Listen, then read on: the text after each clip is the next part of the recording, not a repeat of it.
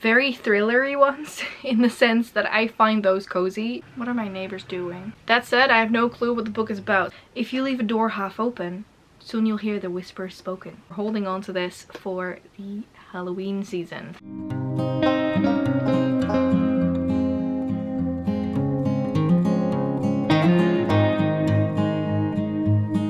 Hello lovely bookworms, I'm Esmay from Paradise Pages on Instagram and also on Twitter, and welcome to a new video. Today I thought we could talk about everything autumn or fall, depending on where you are from. And basically what I want to do is I want to show you, I think I have 10 books today that I think I want to read during the autumn season.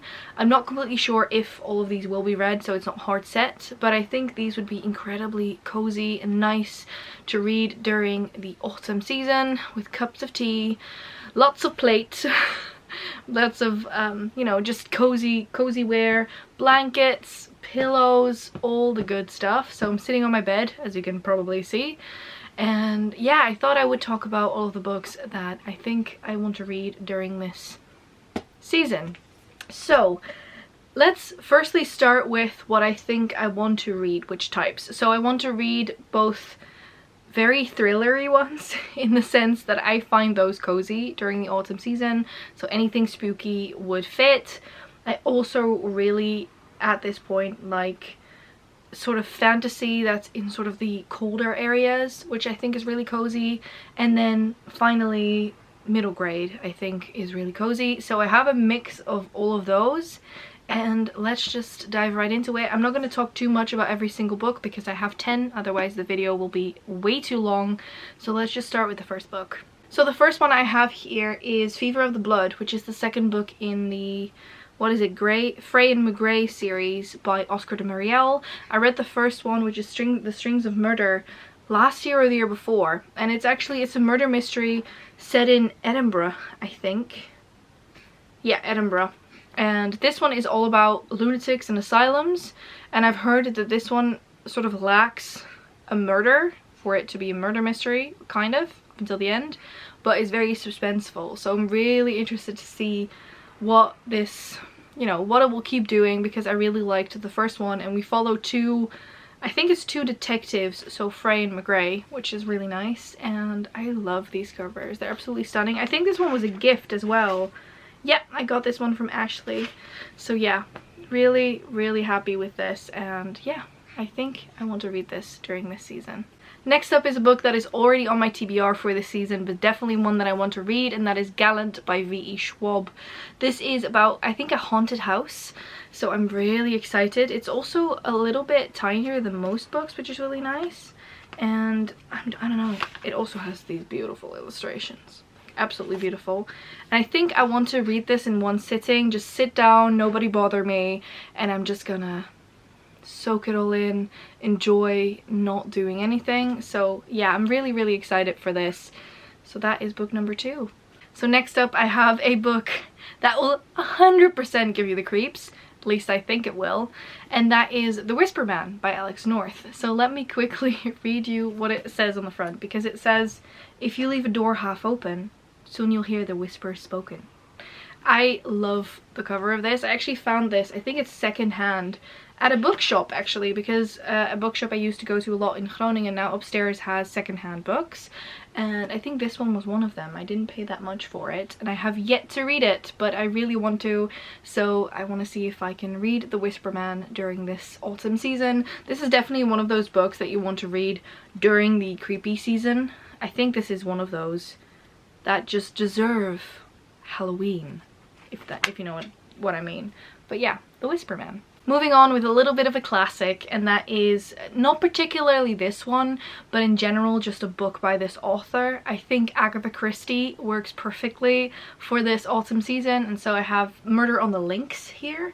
I think this was where I left off last time when I was, it's literally the second book in the series, but I don't really remember if I read this one or not. In any case, I want to continue with my reread of all of the Poirot books, because I've read a couple and I just want to read all of them in order. So I read The Mysterious Affair at Styles. I'm not sure, I might have read this and then move on to the second one, which is Poirot Investigates, or the third one, but in any case, I want to read some Poirot and read some Agatha Christie. Okay, so let's move on to the first middle grade I have on here. I actually read the first book quite recently, and that is The Mapmakers by Tamsin Merchant. So this follows... What are my neighbors doing? I think they're mowing the lawn. We're just gonna ignore it and keep going. So, The Mapmakers... Did I say that correctly? Yeah, The Mapmakers by Tamsin Merchant is the second book in the Hatmaker series. So we follow Cordelia, I think her name was. Delhi. Yeah, Cordelia. Cordelia Hatmaker, and her family is the Hatmakers. You actually have 8 families of crafters. So you have the bootmakers, all different types of creators. And in the first book we followed Cordelia in sort of the quest to find her father, who has been lost at sea, and also to help the king. So this one I think probably picks up directly after that. Super excited to continue on with this because I really love the Hatmakers. I thought it was such an interesting concept, and so I really want to read this one too. Then in the vein of adventure and middle grades, I have another middle grade, and that is Bright Storm by Vashti Hardy. I hope I'm saying that correctly, pronouncing that correctly. This is about, I think, like a brother and sister that find out that their father has perished on an adventure, and so they try and take on that adventure themselves, I think, to find the truth. So I'm really excited. I think adventure books are perfect for this time of year, where we are just sitting in bed, cozied up, or on the couch with a blanket and a cup of tea and some cookies, as something in a book embarks on a mystery or an adventure. So I'm really excited to read this, and I'll see what I think of it. I've heard great things. Alright, then I have another murder mystery on here, and if you know me, you know that secluded murder mystery is by far my favorite subgenre of mystery or detective, and the one I have here is The Sanatorium by Sarah Pierce. So this is actually another secluded murder mystery from what I've gathered, and our main protagonist basically goes to an old sanatorium that's been turned into a resort in the Alps. Yeah, the Swiss Alps. And she goes to, I think it's a wedding party or some kind of hen party, and someone ends up missing, and then another person ends up missing, and possibly someone dies. But in any case, it's one of those thriller mystery kind of things where the killer is walking among us, and I just love these. So I can't wait to read this guy. It is very floppy, which is really nice. It is so floppy. Very floppy. I love it. So yeah, really want to read The Sanatorium.